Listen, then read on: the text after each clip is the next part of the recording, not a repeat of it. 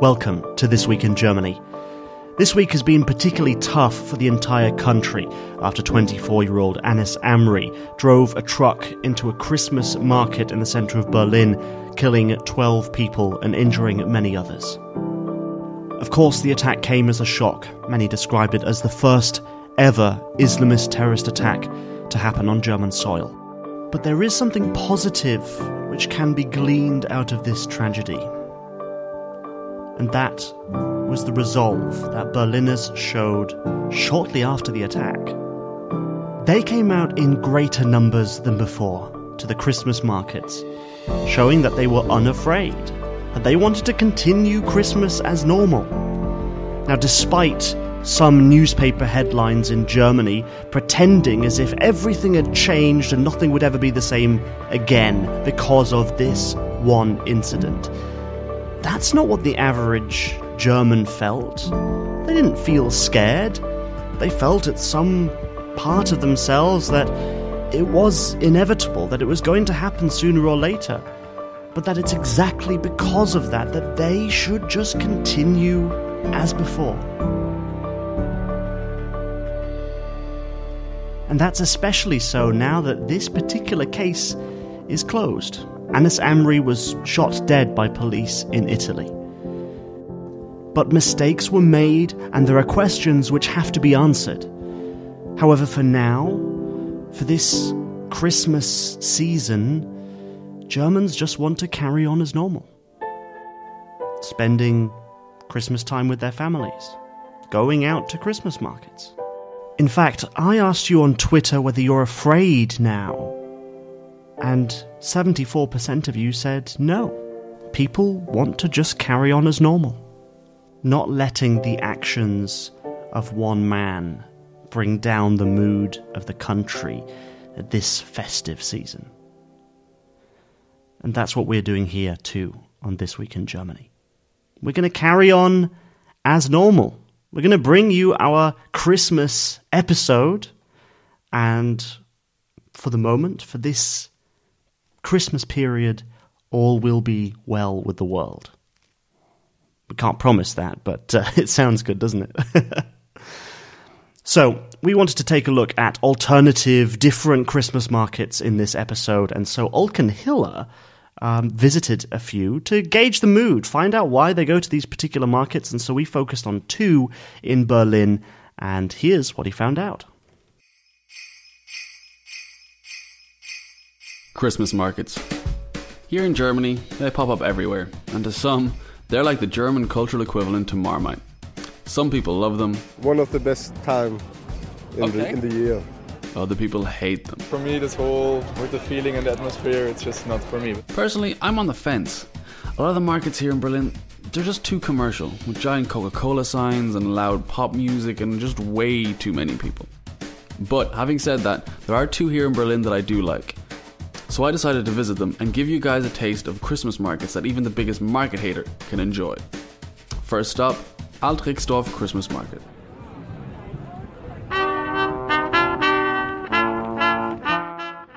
Alt-Rixdorf began as a community founded in 1737 by Bohemian refugees. It's now part of the district of Neukölln in Berlin, but still captures some of that feeling from all those years ago. Many of the historic buildings have been preserved, giving the area a very unique feel in the otherwise urban landscape that is Berlin. And it's something that people notice right away. I love it. I walked down the street and it looked like a little village because there are lots of small little houses, which I didn't even know. I'm from Berlin, I didn't even know the village exists. Rixdorf, it's more like a village in a city, and that makes it so special. So, we're off to a good start. A Christmas market in the middle of a district in Berlin from the 1700s, but the market itself is also unique. Standing in the middle of Richardplatz, the main square in the area, people had this to say. The thing is, it's not so commercial about making profit. It's a lot of social non-profit organizations doing stuff or trying to collect some money and to spend it for their projects and stuff, and so that's the reason why I like it. And especially it's not so, there are a lot of self-made things and not so like from China or something, like a market where it's about to make money and to get drunk and stuff. It looks organic at the same time, and it's not commercial in terms of those plasticky toys and a lot of carousels and entertainments, but more like a weekend market, but with a Christmas touch to it. We're from Amnesty International, and our group has been doing this for around 30 years, so from the very start of this Christmas market, actually. It's really nice, a lot of handmade stuff, a lot of natural candles and natural handmade decorations. It's nice. I think it's very nice. Now I'm going to look for some food with my friends when I find them. Along with that, the market in the evening is something special. Instead of electric lights, every stand is given old-fashioned gas lamps, which hang over the homemade arts and crafts and food. The trees which run down the middle of the square are covered in lights, giving the entire market a magical atmosphere. But with the market only being open on the second Advent weekend of every year, and with it being this special, it gets crowded fast. There's a break-even point where it becomes just awkward because it's too crowded and So maybe I'm not really helping right now. No, not really. Not really. All the same, this market is special and I still come back every year. Next, we take a trip up north to Prenzlauer Berg to Lucia, a Scandinavian Christmas market. I'd never been there before, and I was interested to find out what makes a Christmas market Scandinavian. Actually, I have no clue. I don't know if it's Scandinavian. Maybe it's just a Scandinavian. They like us to give the impression that it's Scandinavian. I have no idea. I think the different kind of foods and the flags, actually, I don't know. Yes, I noticed that there are some other products which they offer, and they're obviously Scandinavian. So that's the only thing I can say. Right. But actually, I recognize that there are a lot of products from Scandinavian countries, but I actually didn't think about it. So now you're asking me, I even didn't recognize that it's Scandinavian, but yeah, I don't think that's very different from ordinary or from our Christmas markets. So they got Glühwein, they got grog, and that's the most important, I think. The Lucia Christmas market is named after the Nordic goddess of light and is set up in a former brewery from the 19th century. The buildings from the brewery wall off the wooden stalls and give the market a special charm. While many of the people I spoke to didn't really notice much about the Scandinavian aspect of the market, others, once they thought about it more, noticed it more. I think it's still, even though it's Scandinavian, there's still very much like the kind of German feel to it. I think there's a lot of you get the vibe still, and I think just because of the kind of temperature it is and everyone wrapped up, it's kind of just a lovely atmosphere and the smells and that kind of thing. I think it's quite nice because it's narrow.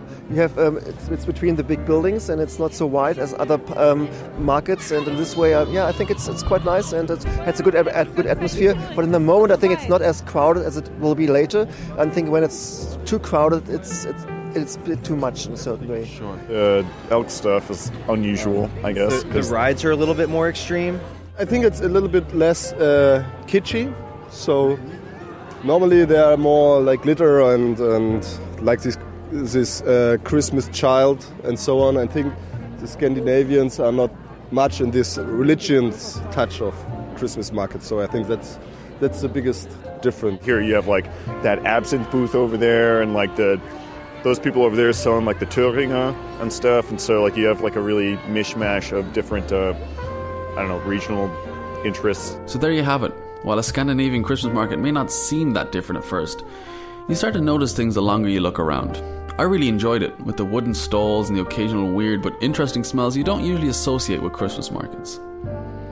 So now I have two Christmas markets I like, but it still doesn't match up to my favourite market, Alt Rixdorf Christmas Market.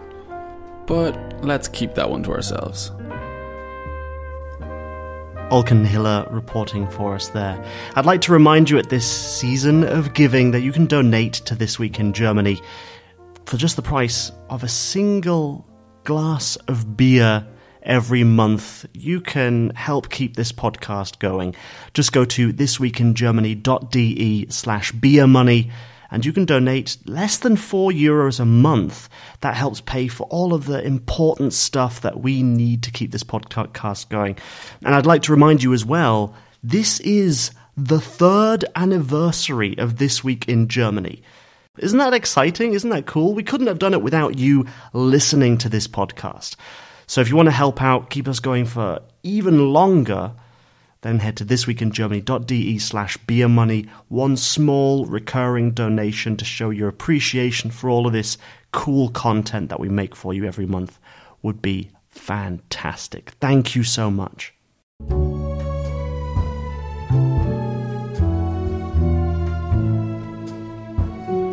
This Week in Germany is produced and presented by me, Daniel Winter, with production support and reporting by Olken Hiller. If you want regular updates on German news between episodes, then just search for This Week in Germany on Facebook and Twitter. The more posts you like, the more posts you share and retweet, the more we can spread the word about This Week in Germany. Thanks for listening. We'll be back in a few weeks with another episode of This Week in Germany. Until then, have a very Merry Christmas and a Happy New Year.